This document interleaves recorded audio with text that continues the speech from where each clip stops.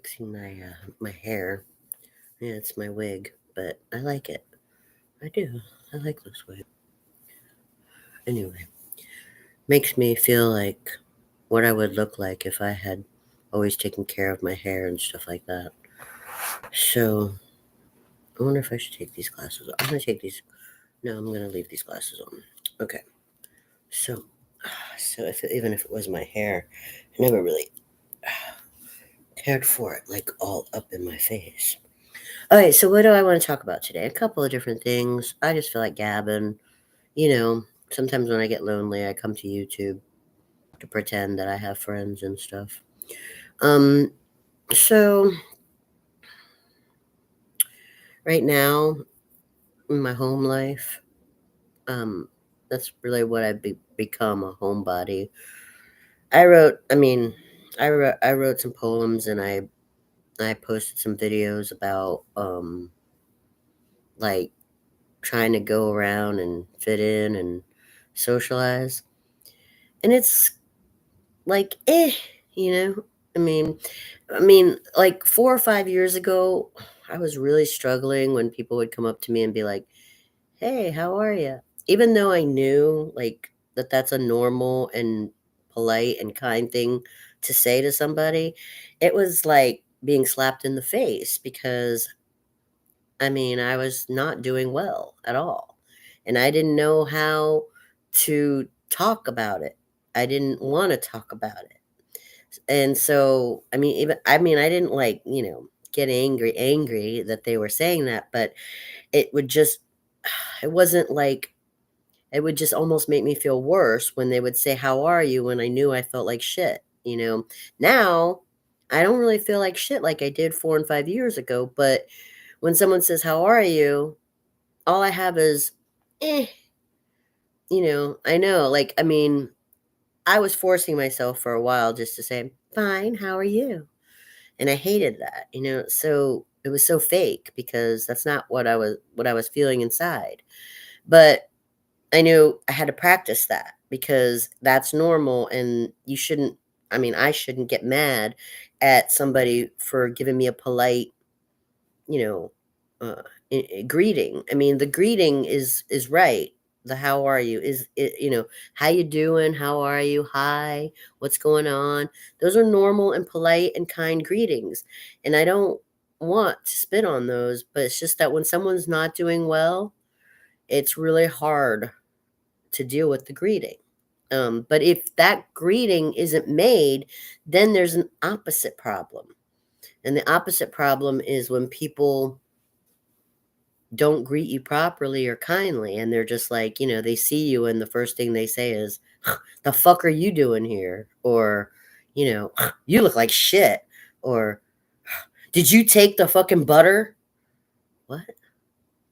You didn't even get a hello. How do you do? Have a good, no proper greeting at all. You just walked in and poof, you got some like nasty ass shit coming at you.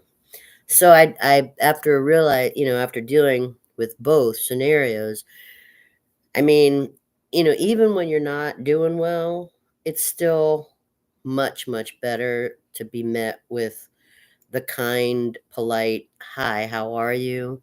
greeting. You might not have a sincere answer, and that makes it a little crunchy, but it's still a lot better than whether you're having a good day or a bad day and being met with, "The fuck are you doing here?" Or, "What the fuck did you do?" Yeah, that's way worse. Okay, moving on from that. I just wanted to show that I have progressed and evolved. And it's not just because I'm doing better or worse. It's just something that I had to grow into and learn about proper and polite and kind and how they're all connected. You think polite is always, superficial, or that's what I used to think anyway, like the "Hi, how are you?" that kind of stuff. Polite and formal greetings, maybe sometimes we have to force an insincere, response, but it's still a lot better than nasty. You don't want to be greeting other people, especially if you're attempting to socialize in that nasty way, because it'll just make you, like me, retreat and be a total homebody and not want to go out there at all. And I'm still trying a little bit here and there to get out there and pretend, yeah, superficial, pretend that I'm part of the human race, because inside I'm not feeling it. I'm not. I don't. I relate way more to the animals and the trees and the plants. I relate to everything that's not human. Even the chair. I relate more to the chair. I know it's messed up, but I've felt and seen, I've experienced so much in relationship to my humanity to other humans, and it's it's still, I'm still not recovered from the shock. The shock. I mean, we watch things on TV, and you know, you can compartmentalize it. You see something shocking in a show, or you hear something shocking from humans in a show, and at first you're just like, oh, or you cry or you scream because you got attached to a character. Okay, but when you turn the show off, or when the show's over, you can compartmentalize it in your mind and go, well, that's just a show, it's no big deal, and I can carry on with my normal life. That's fine too, but when reality starts being just as shocking, or maybe more shocking, than the fictional, entertainment that we view, eh, relating to other humans becomes extremely difficult. And I know I'm not the only one who has suffered from PTSD or shocking scenarios in their personal lives. However, you know, there are many people who haven't. And, I don't want them to. It's not like, oh, well, everybody should. I don't want them to. I don't want the people who are sheltered or innocent or naive to have to go through the horrible things that the people who aren't have. I'm only saying that there's a significant difference between them. And experience versus inexperience is one of the reasons that communication and art have a hard time um, bridging that gap, uh, to make humanity understand itself. All right, now moving on to shows. Since I'm a homebody, I've been watching a lot of shows, and two of the ones that I'm watching right now, I've been waiting for Netflix and HBO to bring me back the stuff that I like, which I already commented on, like The Witcher and the Stranger Things and the House of the Dragon. Waiting and waiting and waiting for those three things to give me some more, but until they do, I've moved on to two shows that are old, and I'm just watching reruns. A few months back, I think it was during Hurricane Debbie or something like that. I was into watching Sex in the City, which is an old show, and I mean, there's lots of old shows and old movies on all. I have lots of cool channels because we have Roku and Wi-Fi, so we get like all these a la carte channels, and it's pretty cool. Disney has a lot, which I went back to looking at what Disney has, and I found Ally McBeal. I used to love that show. I mean, I still love it, but I mean, as soon as I saw that it was available, I was like, "Oh, I gotta watch Ally McBeal." So went back to watching Ally McBeal, and I still love the show. I think my favorite character is Elaine. I love Elaine. She's got to be my favorite character. She's I mean, Ally McBeal obviously is the main character, but Elaine is my favorite. She's just wonderful. She reminds me of all the I don't know, all the joy that I or have done in my life, and how you how people perceive that. I know how people perceive Elaine and how people perceived me when I was like Elaine, but she's my favorite character. I just get such a kick out of her. Anyway, they have a lot of great characters on Ally McBeal. It's silly, I guess, to some people, but I love the way they did it. It's about a bunch of lawyers and kind of ridiculous cases, but and then they incorporate a lot of music and dancing and in relationship questions, and I just think it's really well done. I mean, it's just pure entertainment, but it also has a very humane element and a very, it makes you think about yourself, introspection. It makes you think about how to approach other people without being hostile, without being, you know, letting emotions run the course of the events. And I really, really appreciate that show. It's very entertaining and it's very enlightening.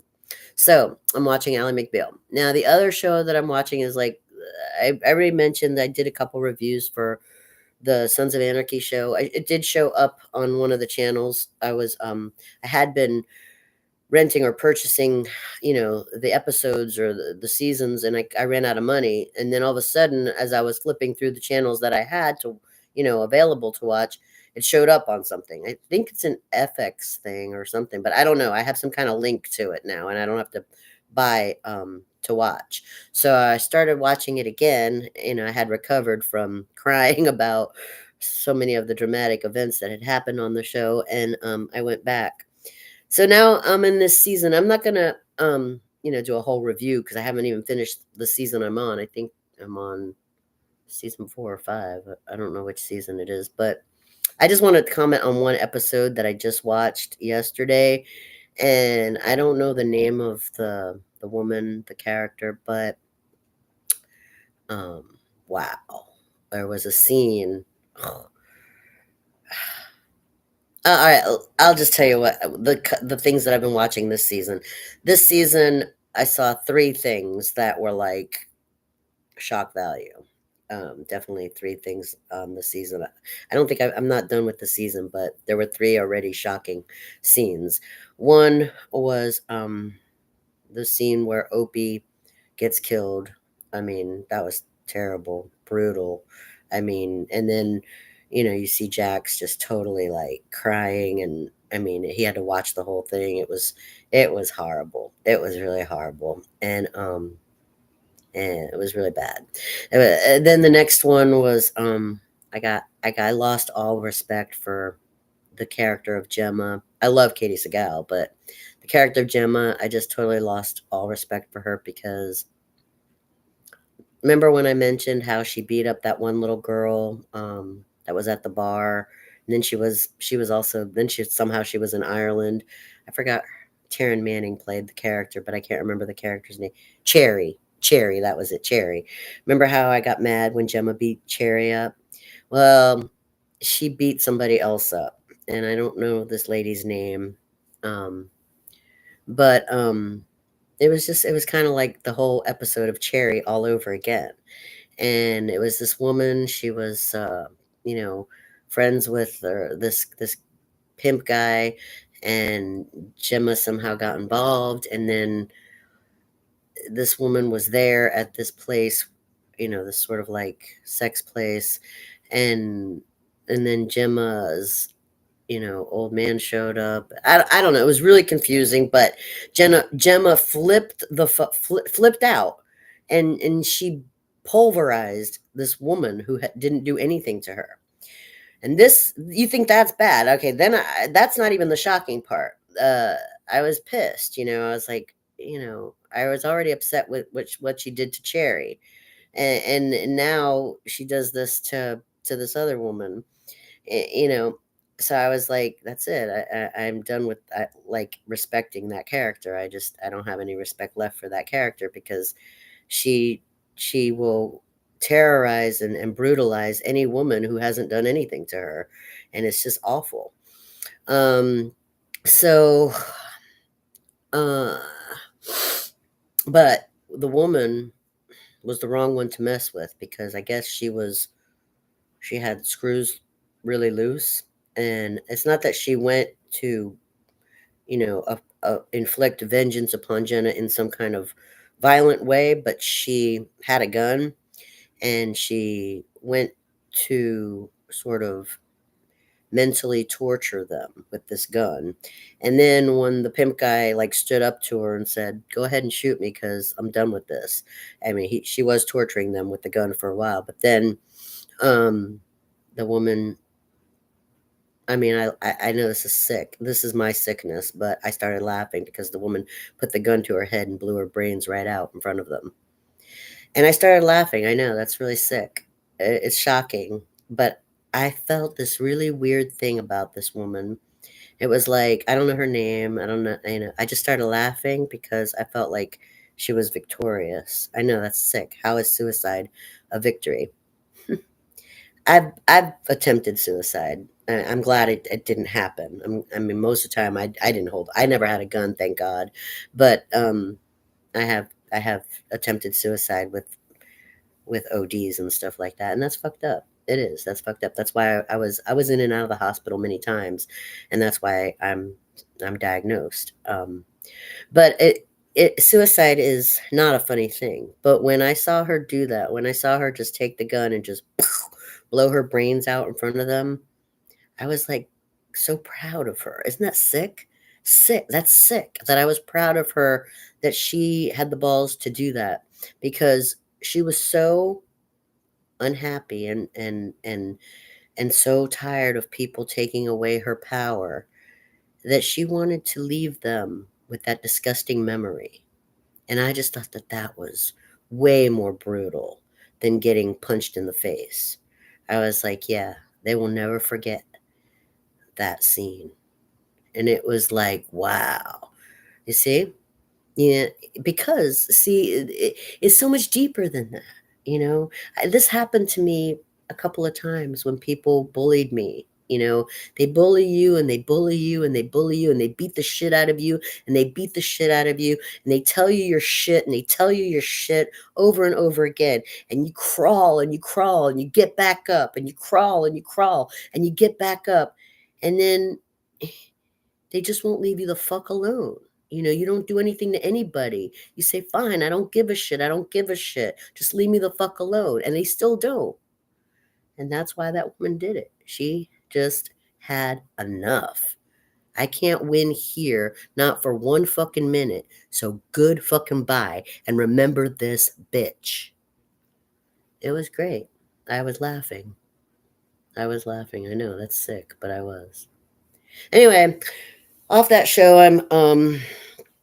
I'm watching some other stuff here and there, but I'm still waiting for the three shows that I really was enjoying the most: The Witcher, The House of the Dragon, and Stranger Things. And I've seen some little like clues that we might get some more of those three things. I don't know.